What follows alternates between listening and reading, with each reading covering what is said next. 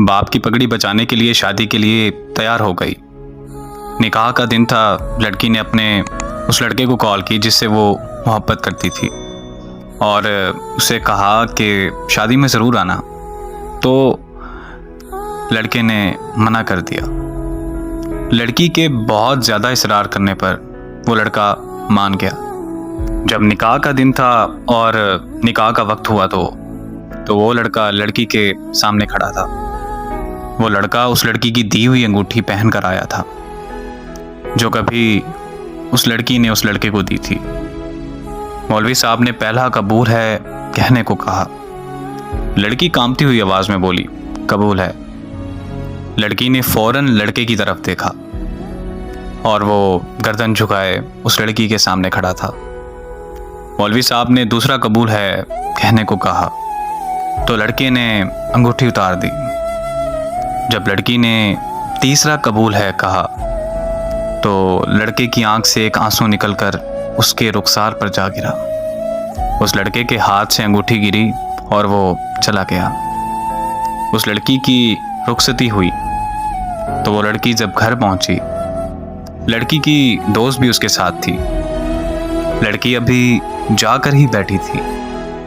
इतने में उसकी दोस्त को एक कॉल आई और कॉल सुनते ही लड़की की दोस्त के हाथ से मोबाइल गिर गया। लड़की के इसरार करने पर लड़की की दोस्त ने उसे बताया कि शादी हाल से जाते वक्त उस लड़के का एक्सीडेंट हो गया और वो वहीं मौके पर मर गया। ये अल्फाज सुनने ही थे कि लड़की के पांव तले ज़मीन निकल गई, मानो जैसे लड़की पर आसमान आ गिरा हो। वो लड़की अपने होश गंवा बैठी थी। अचानक लड़की को फूट फूट कर रोते हुए याद आया कि उस लड़के ने उस लड़की से कहा था कि अगर तो मैं तुम्हारे निकाह पर आया तो मैं मर जाऊंगा, और लड़की के इसरार करने पर ही वो आया था। लड़की और फूट फूट कर रोने लगी कि मेरे कहने पर वो आया था।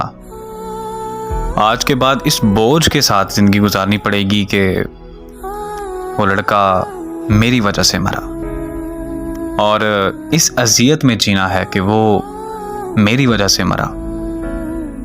मर्द मर तो जाता है लेकिन वो अपनी पहली मोहब्बत को कभी नहीं भूलता। मानो कि उसकी पहली मोहब्बत ही उसके लिए पूरा कुल जहान होती है, और मर्द जिससे सच्ची मोहब्बत करता है तो उसका कब्र तक साथ निभाता है।